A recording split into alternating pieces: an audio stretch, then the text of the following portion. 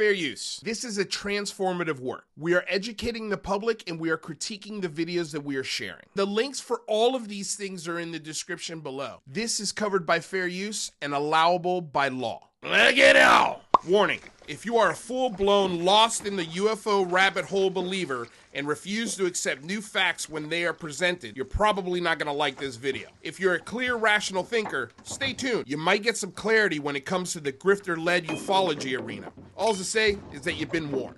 Coming up, why I think Bob Lazar should be called into Congress, and hopefully by the end of this video, I have convinced you to help me to do this as well. But first, let's pay some bills. Hello, good morning, good evening, good day, good afternoon, and aloha. My name's Luis Jimenez. I'm an actor, writer, and sketch comedian out here in Los Angeles, California. Here on my channel, Lou Reviews, I talk about all sorts of things. I cover movies, TV shows, video games, and every once in a while, UFOs. This is one of those episodes. And lastly, if this isn't your first time here and you haven't subscribed, what are you waiting for? If this is your first time here, do me a favor, wait till the end of the video, and if you really love it, give a smash to whatever YouTube content creator considers the holy trinity of their existence. The subscribe button, the like button, and the all-important and almighty bell. This way, anytime we go live with gaming or reviews, you don't miss a second of it. And as always, thank you very much. Where to start? I think this clip would be the best place. Hey, those doubters out there, thank you. You are real investigators then. If you do something with that doubt, do something with it. What can I say? Challenge accepted. I'm gonna do something with that doubt. What is that, pray tell? Let's get into it. There are many tall tales within the UFO community, and the Bob Lazar Area 51 Element 115 back-engineered legend is hands down probably the biggest story in all of ufology. The biggest question for a lot of people, especially coming into this, is this guy telling the truth? Is this guy being honest? The reason why I'm focused primarily on this story is because of the arrogance that it's told with. And maybe arrogance is the wrong word. Let's just use confidence. The confidence in which this story is sold is at an all-time high. At the 2015 UFO Congress, Jeremy Corbell and Stanton Friedman had a debate about Bob Lazar. And the contempt, confidence, ego, and sheer disrespect that Jeremy Corbell showed for one of, if not the smartest person to ever lend his credentials to the UFO discussion in Stanton Friedman. Here we begin this discussion with Jeremy Corbell stopping the conversation in a very similar fashion to how he interrupted Stephen Greenstreet at UFOCon just this last year. Because you're holding a microphone right now, your opinion publicly right here is that those have been demonstrated to be out-of-focus stars. That's your opinion, just to make sure we get that straight. So now, continue to your question. Okay. So he stops the conversation because the very first question asked of Alejandro Rojas to the audience is, how many of you believe Bob Lazar?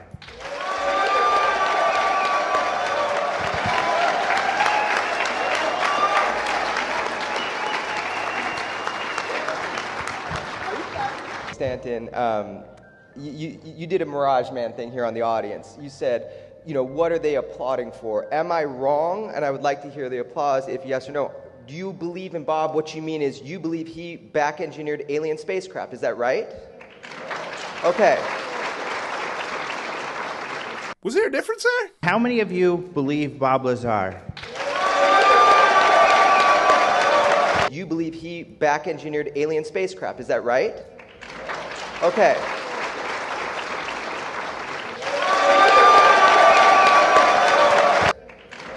Okay.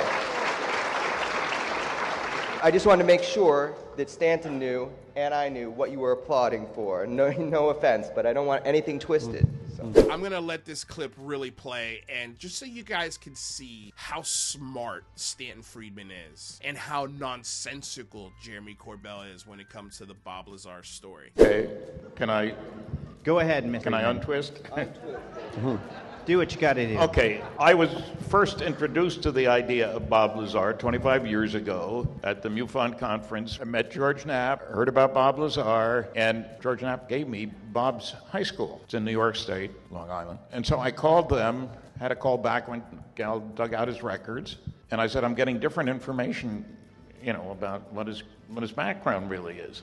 So briefly, the conversation was, well, let's see, I have his file. He graduated in August, not with his class. That usually means you failed a course, Okay. He took a lot of science courses, didn't he? She says, chemistry. He didn't have any other science courses. Then I asked, was he valedictorian? No. And I have to give you the background why I asked that question. I was valedictorian in my high school class in Linden, New Jersey, 1951, a long time ago. And I was accepted at MIT. So I resented the implication that this guy had graduated from one of the top schools in the country, and MIT qualifies. Was he in the top 10 in his class? No. Top 50? No. Now she's laughing. Top 100? No. He was like 265 out of 366, which is the bottom third. Okay, but can we cut to the chase here? Well, he's getting The point to is, the notion that he went to MIT doesn't stand up. Nobody could find him in a yearbook. None of 5 people there I talked to, including the registrar, had any connection with him. And he was in the bottom third of his class. An MIT admissions office says you got to be in the top 20%. They'll bend if it's more than 15, This eye roll is one of the first of many examples of disrespect that Jeremy Corbell just showed. At the very least, this is dismissive. And the fact that you got a half-rate filmmaker and journalist rolling his eyes and muttering, "Oh my God," to himself at the facts that are being put out in front of him should speak volumes to you, the consumer of this garbage. We're going to go over it right now. I've got it all. He was lying about having gone to MIT. I'd called Caltech. They never heard of him. He was asked in Rachel, Nevada, home of the infamous Little Alien, to name some of his professors. He said, Bill Duxler will remember me from Caltech physics. I looked in my directory. There's Bill Duxler. I called him. He never taught at Caltech, only at Pierce Junior College, which is a long way intellectually, if not geologically, from Caltech. Bob had taken a course under him at the very same time when he was supposedly at MIT, 2,500 miles away. And if you can go to MIT, you don't go to Pierce Junior College.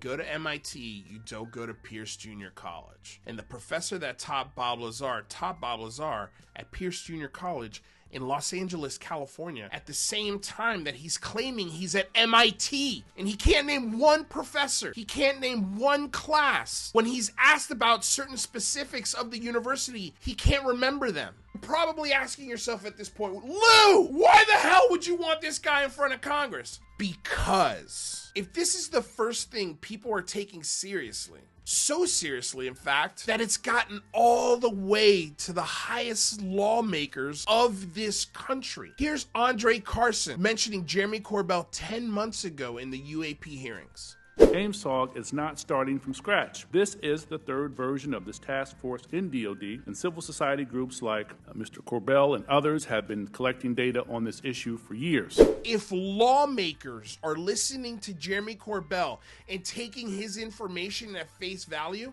it's time to call Jeremy Corbell, Bob Lazar, and George Knapp into Congress to testify under oath. Did Bob Lazar work at S4? Did he work in a special access program that was reverse engineering alien technology? I think no, but a lot of people, including lawmakers, think yes. Here's another clip of Jeremy Corbell with Representative Tim Burchett, who's pushing Jesus, gun rights, and UFOs after what just happened in his state. But ufology doesn't care about that because he's saying exactly what they want to hear. First words out of Tim Burchett's mouth, how Roswell was an alien spacecraft that crashed in the desert. He's got zero proof of that. He sits on zero committees or security subcommittees that would have access to that information. And here he is with Jeremy Corbell. Burchett of Tennessee says the U.S. government has recovered UFOs, which are currently being reverse engineered. He joins us now, along with UFO expert and filmmaker Jeremy Corbell. Congressman, that's a major allegation. What do we know at this point? Well, 1947, I think it's pretty clear there was a UFO crash, Roswell, New Mexico, and a saucer. So Jeremy Corbell's information are now influencing congressional dollars and offices being made. This is why Jeremy Corbell, George Knapp, and Bob Lazar need to be called into Congress and testify under oath. It's time. None of this is really the point. I mean, really the point is, how did he know that... Go ahead and clap. That's a good one, Bob. That's for you. None of this is really the point. He's really good at trying to get the audience to agree with him. And he works them up to a point where they start yelling at Stanton Friedman. I recommend watching the entire interview because the eye rolls, the oh my gods, you'll see.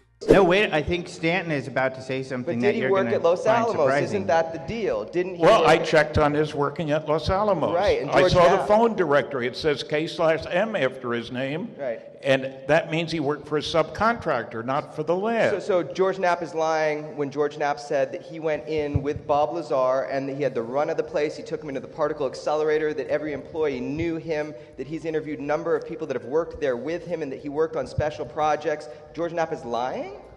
I'm saying Bob is lying about having degrees from MIT and Caltech. Okay, great.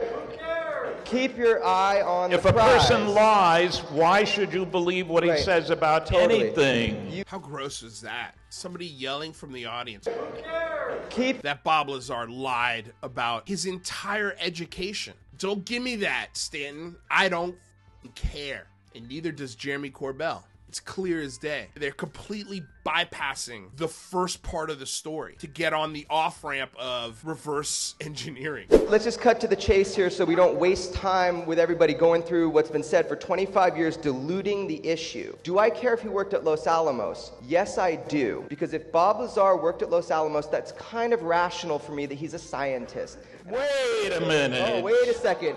Oh, he could be a janitor. Got you. A janitor that has access to the Maison facility and everybody there. This line that they use all the time, oh, so a janitor has access to all these top secret facilities. I can tell you the scientists are not emptying the trash bins at those top secret facilities. The scientists are not cleaning the shitters at the top secret facilities. So there's a janitor somewhere in Los Alamos that has top secret access and has probably had multiple background checks to clean toilets, offices, and labs. An even better point is all of the things that he lists at Los Alamos are not classified areas. And Stanton Friedman really hammers that home. The Maison facility isn't classified, my good man. Right. That's okay. Great. My Everybody point- who works there has a Okay, clearance. so your point is Bob's not a real scientist. Is that what you're saying? My point is Bob lied deliberately and without a doubt about his credentials. Okay, well, I'm not sure about that he lied deliberately and without a doubt. about By that. accident? It's ridiculous to me. This is the point. We're missing the point. The point is how what? did he That know? Bob How did claims he know? worked on back engineering a flying saucer. I don't know how much what he did was science and what he did there. Has he written a paper about what he did when he was out there? What is it you want me to say about him? To I watch? want you just to stop saying the same thing that has nothing to do with the reality of the story. Ask him any scientific questions that he couldn't answer? I talked to somebody who interviewed him, had a physicist with him, and he couldn't answer any of the physicist's questions. Do you have a recording of that? Because I need proof, Stanton. How wonderful is that? He's got the cameraman laughing at Stanton Friedman. The physicist is the idiot on this stage. The smartest guy on the stage has somehow been turned into a moron. This is the perfect example of what the UFO community does to really smart, intelligent people that want to enter this conversation. They do this. I don't care about the degrees, I care about the bigger topic. A few moments later. He lied about his education. I don't even care. What I care about is, did he or did he not back engineer alien spacecraft that our government are holding? Now, I don't know the answer to that, but I do believe him. But I wasn't there, but I do believe him for that. Did he figure out how they work? And the whole idea right here that he was doing nothing scientific and he just explained a dome, why don't you try that conversation with him in depth about the science of it? He has explained it in high detail, and probably you have all read it. I don't know if you haven't read it, but there's been a lot of information out there. Did you want to comment on the physics, being a physicist? This is hands down the best moment of this debate. He's used words like they have a gravity wave amplifier.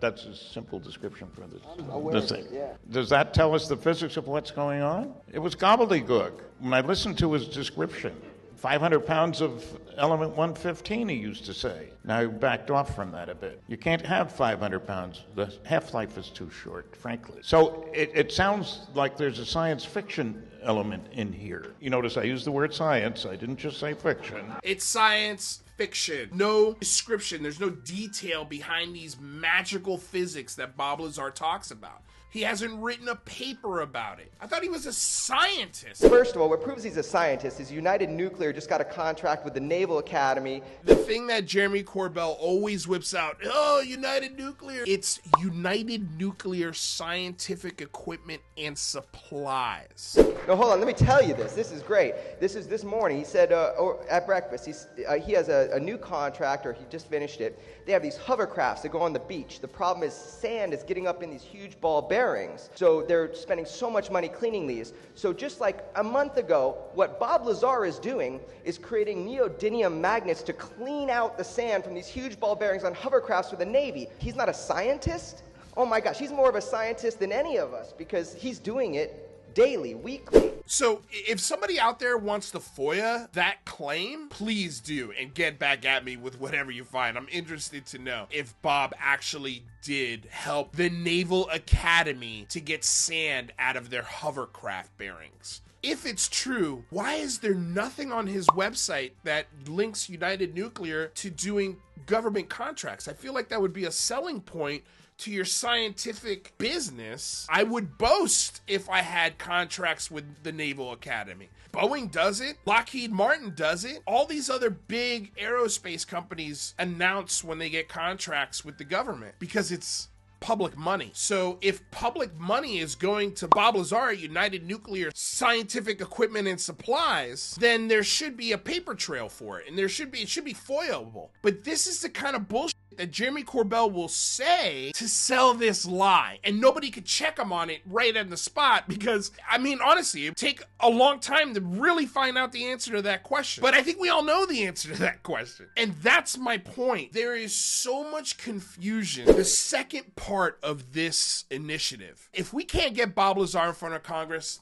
I totally get that, right? It's a huge ask. The odds of it happening are super slim. But you know what we can make happen? Let's get Bob Lazar and Eric Weinstein in the same room. Because here's a clip of Joe Rogan saying he's got to talk to Bob Lazar. I would love to facilitate that dinner. Oh, let's do you and Bob Lazar. I don't know why, there's always this question about, is Bob Lazar a physicist? Was he trained at these places? I have to imagine that that's an easily resolvable question because you can tell whether somebody is a physicist pretty quickly. And I agree. Listen to the science that Jeremy Corbell puts on the table as to why Bob Lazar is qualified to back engineer alien technology. Bob Lazar had the ability and the technical knowledge to work on special projects such as this propulsion. Absolutely 100% resounding yes. This is a guy who made jet cars, he did more scientific stuff than I've seen like most anybody do. The guy had incredible jet cars. He was on the front page of the Los Alamos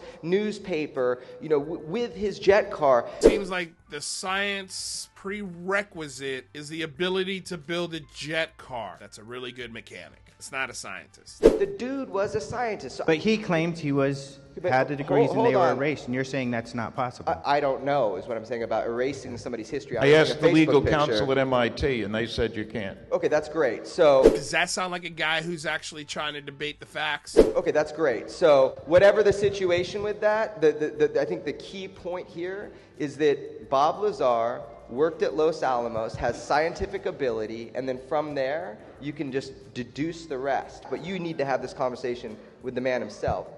So we're working on that. Work on that. See how that works for you. All right, let's get to the next question. Thank you. Stanton Friedman has tried to sit down with Bob Lazar so many times. As a matter of fact, at this very conference, the day before, Bob Lazar was there for the promotion of Jeremy Corbell's short film about him. And Stanton was there as well. And Stanton's like, would you like to talk to him? I would like to have talked to him yesterday, sure. What's that? Why didn't it happen yesterday? Bob was in and out, and of course, like Jeremy said, he was extremely nervous. They get I got a headache. Oh, don't ask me too many questions, or this might happen. The God, I keep losing my train of thought with this thing. So this one area, this element 115 was the fuel. Yeah, it was the fuel.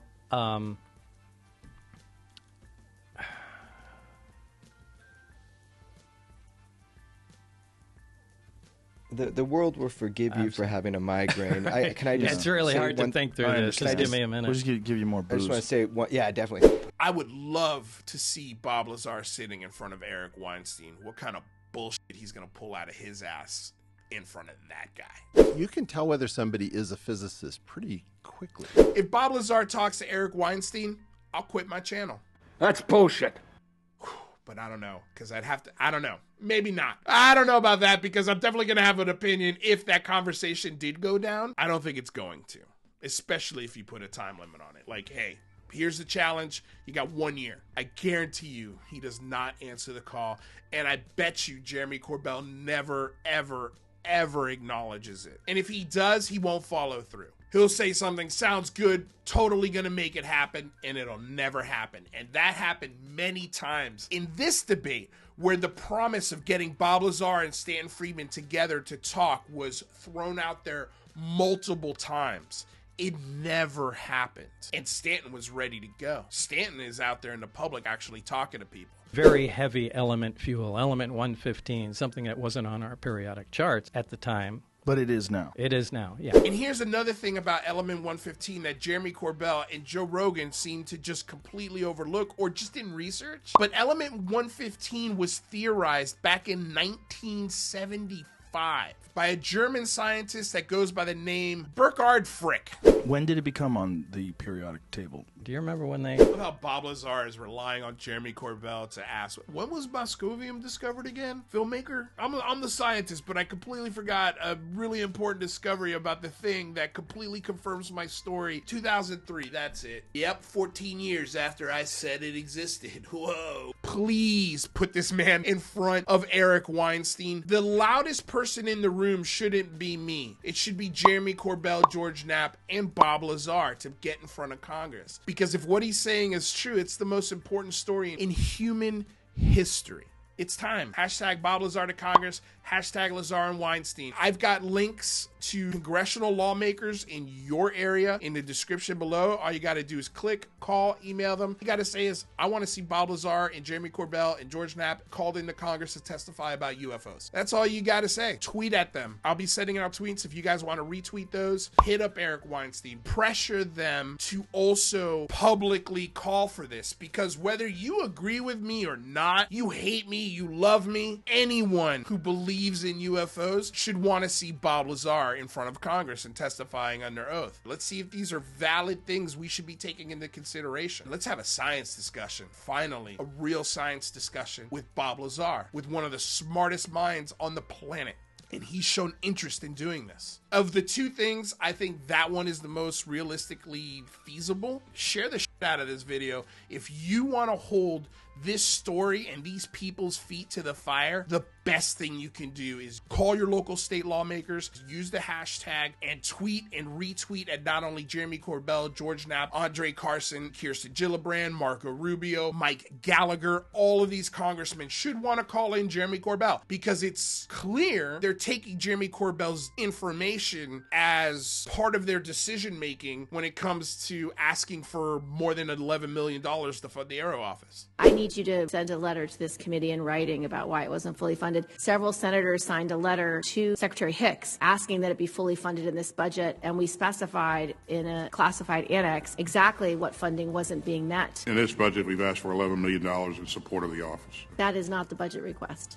Okay. How many millions do you need? How much money does the taxpayer have to put into it? $11 million may be a drop in the bucket, but it's a drop in the bucket for bullshit. I don't want to spend it, right? I mean, right? I'm going to end with this final comment from Jeremy Corbell. Bob Lazar is the most badass scientist you have ever heard of. For those of you that doubt his story, good. Weaponize that. Find out for yourself. Start digging, because we want to get more from Bob, man. He doesn't want to give much. We want to get more from him. So do it. That's my final statement. Well, Mr. Corbell, I think the best way is to get Mr. Lazar in front of congressional lawmakers under oath, answering real questions. In essence, you kind of already agree with me, even though you probably won't even acknowledge this video. You guys, thank you so much for watching this video. If you stuck around this long, you haven't already, please subscribe, like, share the video, and don't forget to ring that bell. It is so important if you don't want to miss any new content that we put out, which comes at you all the time. There are plenty other ways to support the show. Links are down below in the description with our Patreon, or your tip jars are available throughout. Thank you guys so much, and have a killer week. You can't fake the physics of what he experienced. Gobbledygook.